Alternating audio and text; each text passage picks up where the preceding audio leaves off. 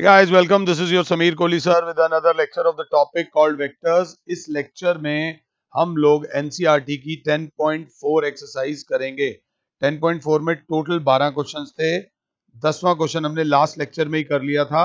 अगर किसी को 10th क्वेश्चन चाहिए हो तो लास्ट लेक्चर से देख सकता है। पहला क्वेश्चन क्या बोलता है?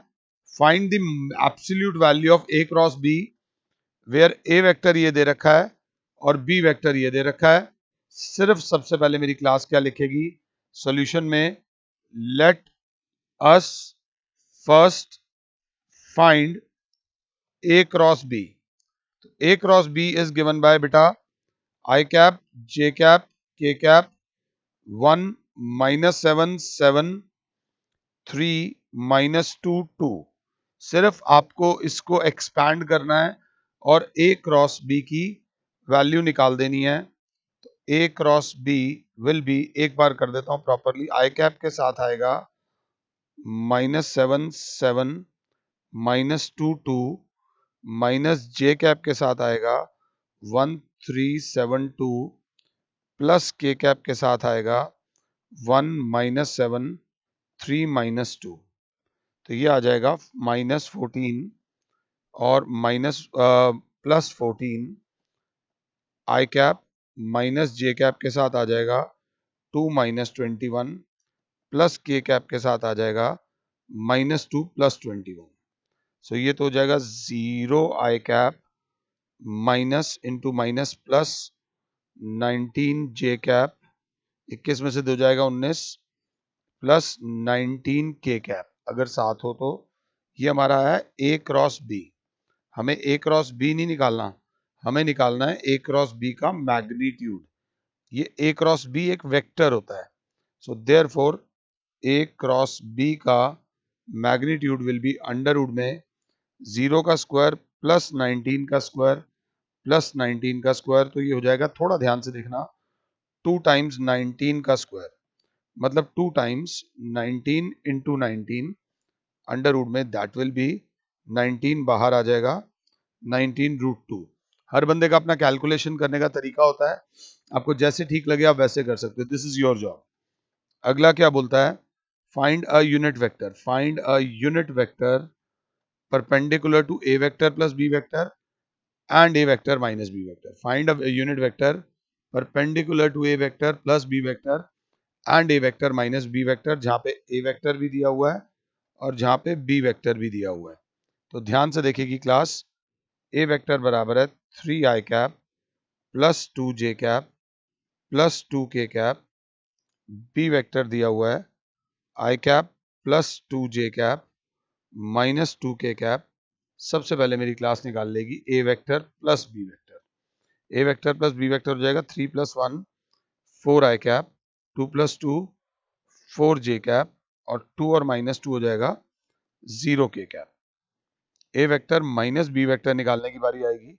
3 में से 1 जाएगा 2 आई कैप, 2 में से 2 जाएगा 0 जे कैप और 2 माइनस माइनस ये हो जाएगा +4 के कैप। आराम से सबसे पहले हमने ये निकाला, हमें निकालना है find a unit vector perpendicular to this and this. Unit vector निकालना है। सबसे पहले मेरी क्लास लिखेगी यहां पर, let us first find a vector perpendicular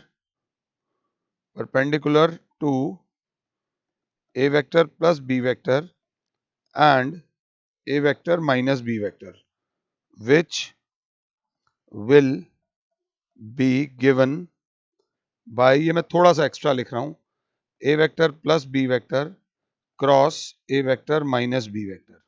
और क्रॉस प्रोडक्ट निकालने के लिए आई cap J cap K cap 4 4 0 2 0 4।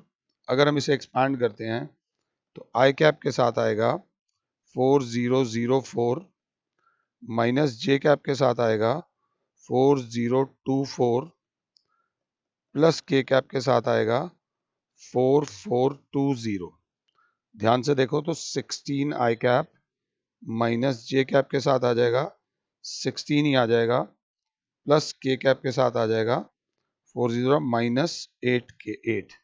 So that will be 16 I cap minus 16 J cap minus 8 के कैप, मैंने 18 लिख दिया है, 8 के कैप। अभी हमें क्या निकालना है? हमें निकालना है यूनिट वेक्टर, कोई छोटा वेक्टर नहीं निकालना। ये तो वो वेक्टर है जो ए वेक्टर और बी वेक्टर और ए वेक्टर और माइनस बी वेक्टर के परपेंडिकुलर है।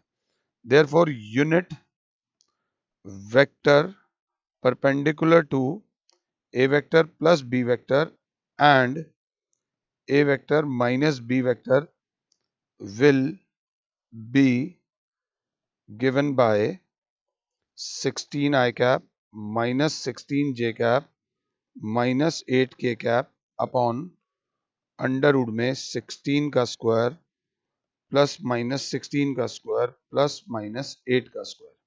क्लास बोलेगी 16 आई कैप माइनस 16 जे कैप माइनस 8 के कैप अपॉन 16 का स्क्वायर होता है 256, 256 और 64।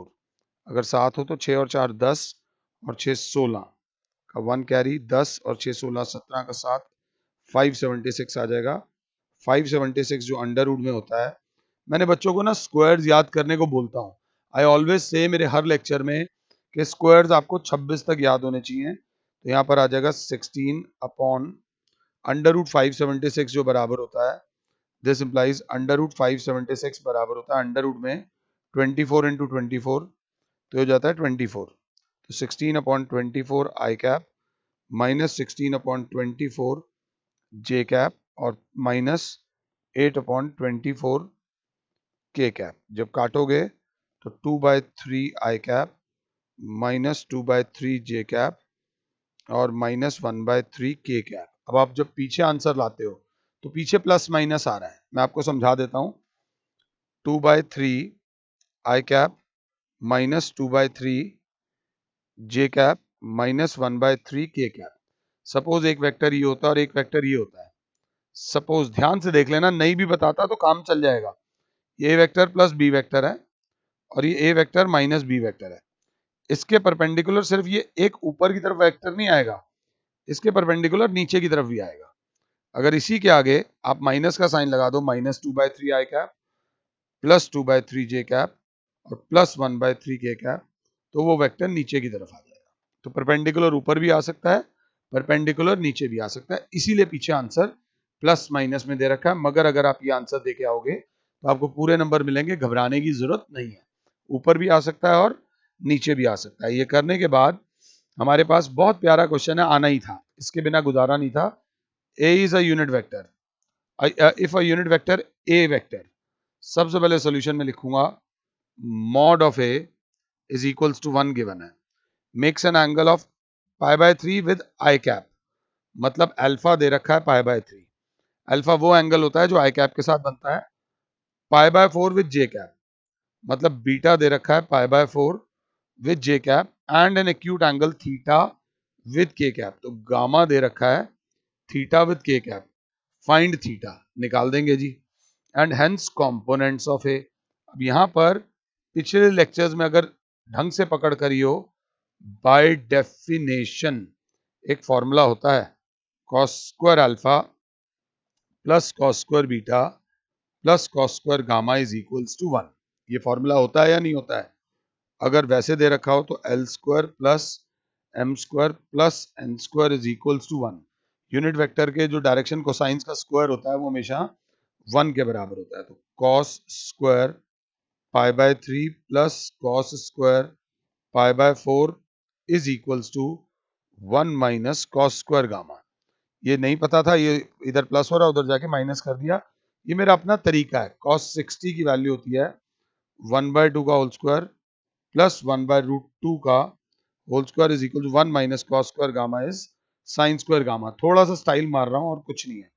Sign square gamma is equals to 1/4 plus 1/2, तो sine square gamma is equals to LCM आ जाएगा 4, 1 प्लस 2, तो साइन गामा बराबर हो जाएगा 3/4। साइन स्क्वायर गामा कर लो तो साइन गामा बराबर हो जाएगा अंडर रूट में 3/2, तो gamma will be sine inverse √3/2। ये वैल्यू हमें पता है, साइन इनवर्स साइन π/3, π/3 60, तो गामा की वैल्यू आ जाएगी हमारी π/3।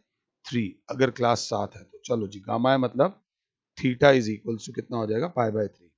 जो गामा था वो थीटा था, तो theta is equal to pi by 3। Okay sir, bye bye नहीं। उसके बाद बोला है hence write the components of A. तो ए वेक्टर के जो कंपोनेंट्स थे वो ये थे cos अल्फा आई कैप प्लस cos बीटा जे कैप प्लस cos गामा के कैप। तो cos pi by 3 I cap plus cos pi by 4 J cap plus cos pi by 3 के कैप। अब वैल्यू डलेगी, cos 60 की वैल्यू होती है 1/2 आई कैप प्लस 1/√2 जे cap plus 1/2 के cap. This is the vector. तो components will be 1/2, 1/√2 and 1/2। ये तीन इसके कंपोनेंट्स आ जाएंगे जैसा पीछे आंसर दिया हुआ है।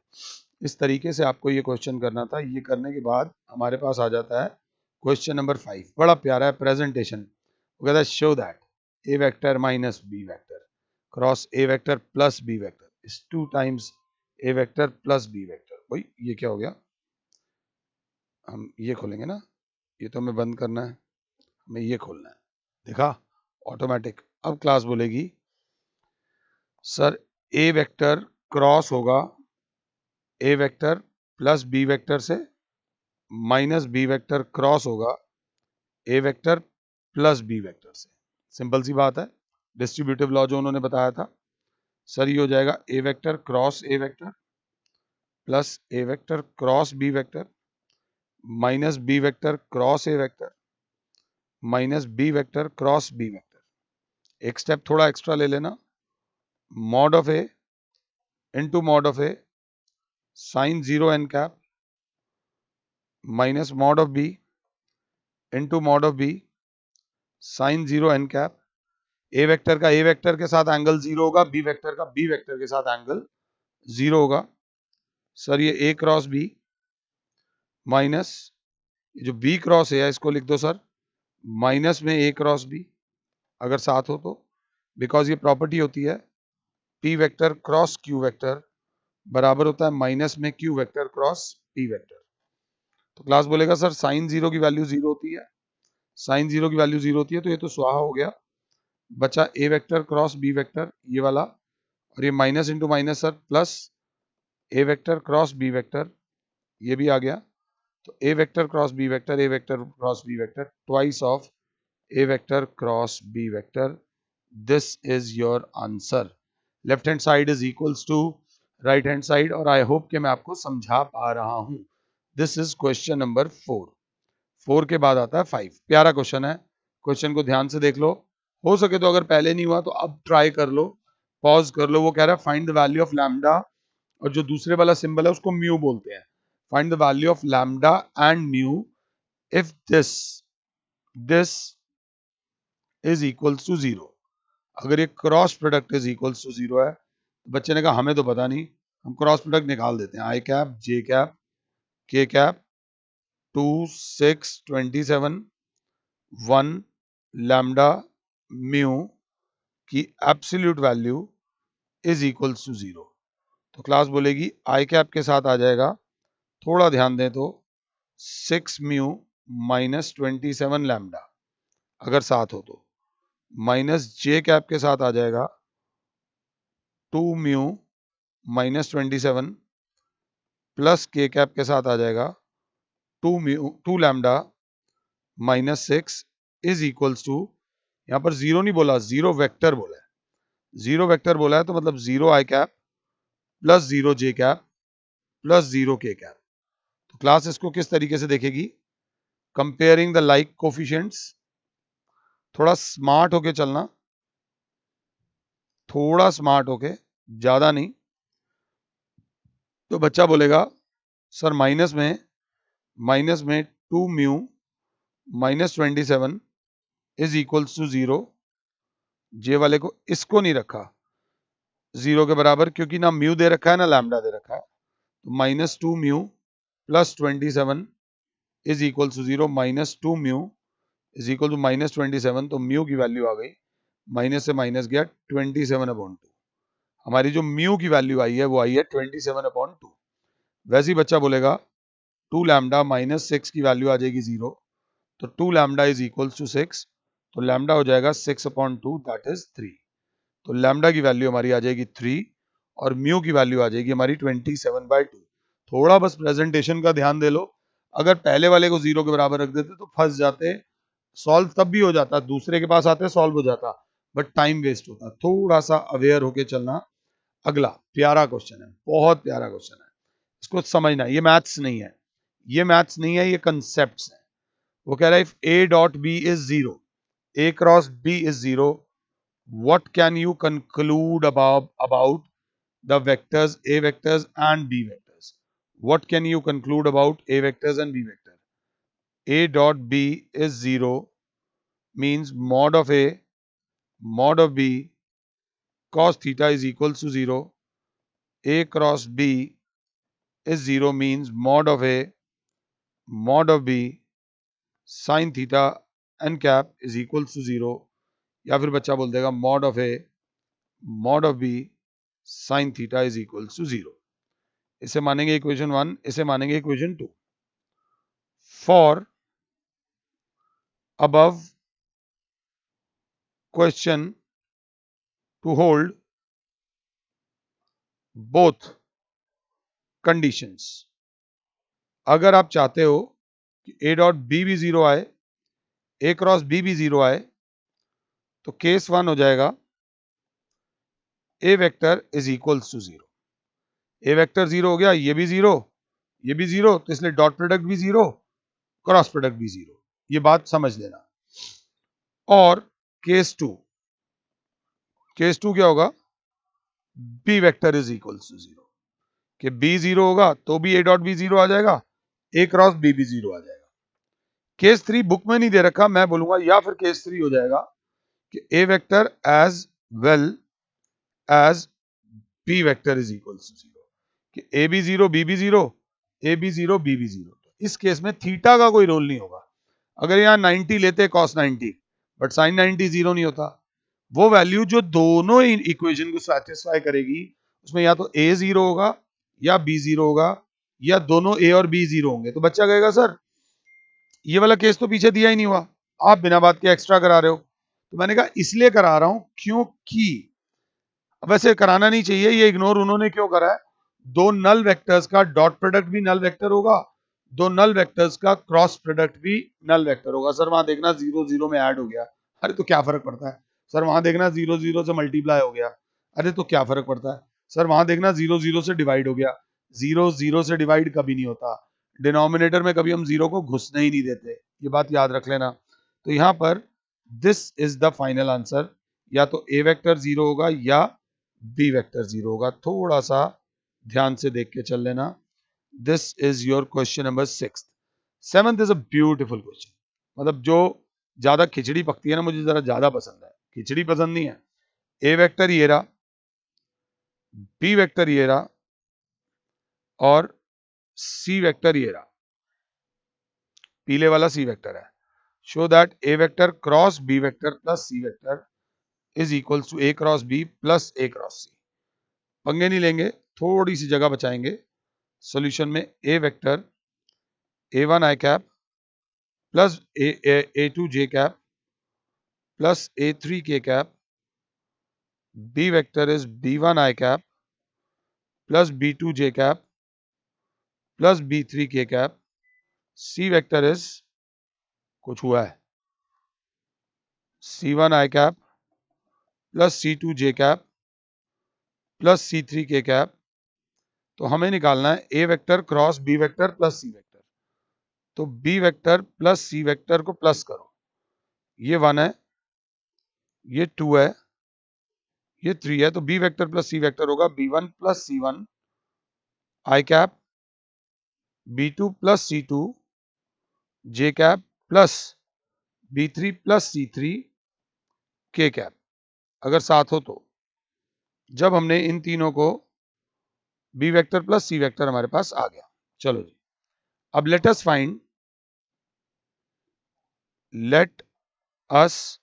Find A vector cross B vector plus C vector.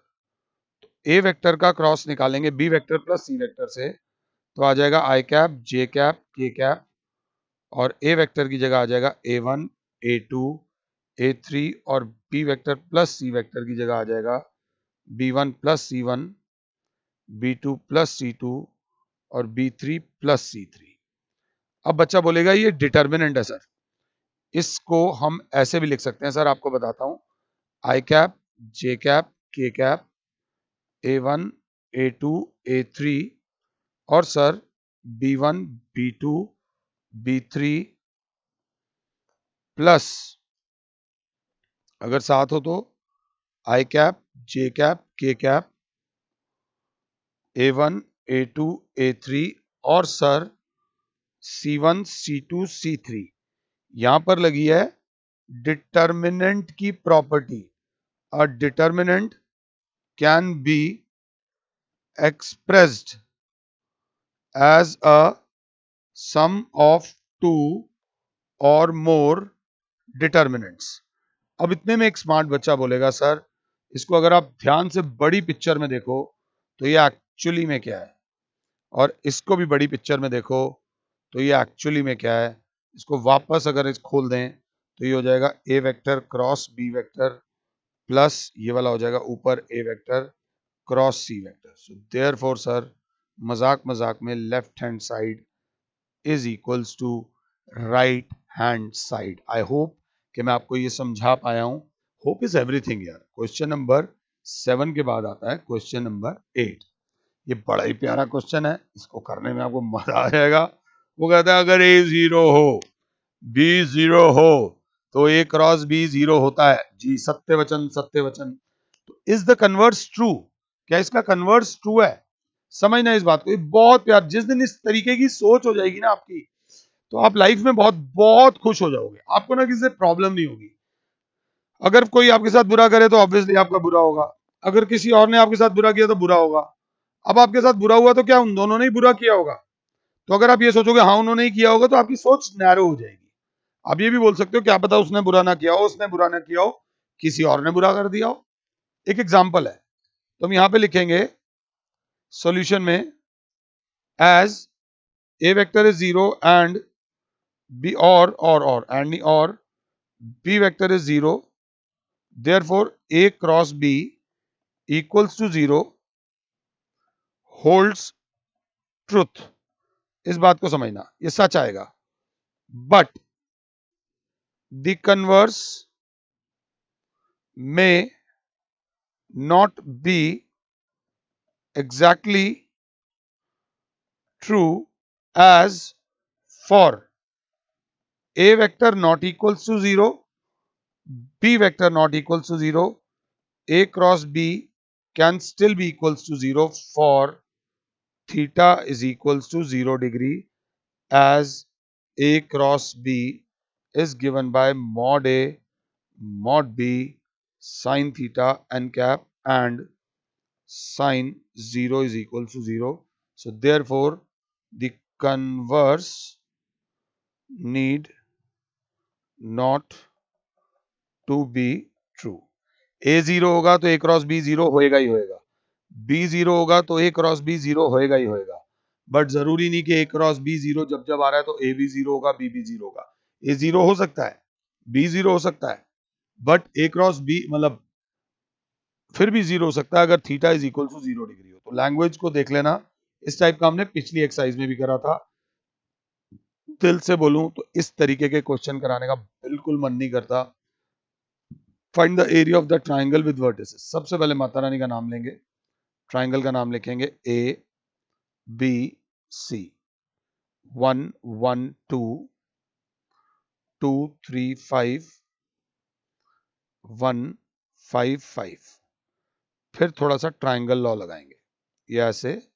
अब चाहो तो ये ऐसे लिख सकते हो, यहाँ पर A B vector plus B C vector is equal to A C vector. Area of triangle A B C बराबर हो जाएगा हाफ।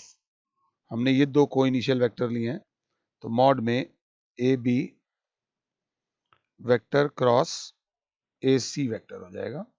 अब अगर ए बी वेक्टर निकालना है तो यहाँ पर एक लाइन लिखना, direction ratios of B minus direction ratios of A, जो बराबर हो जाएगा 2 - 1 I cap, 3 - 1 plus 2 J cap plus 5 - 2 3 के कैप, और ए सी वेक्टर बराबर हो जाएगा direction ratios of C minus direction ratios of A.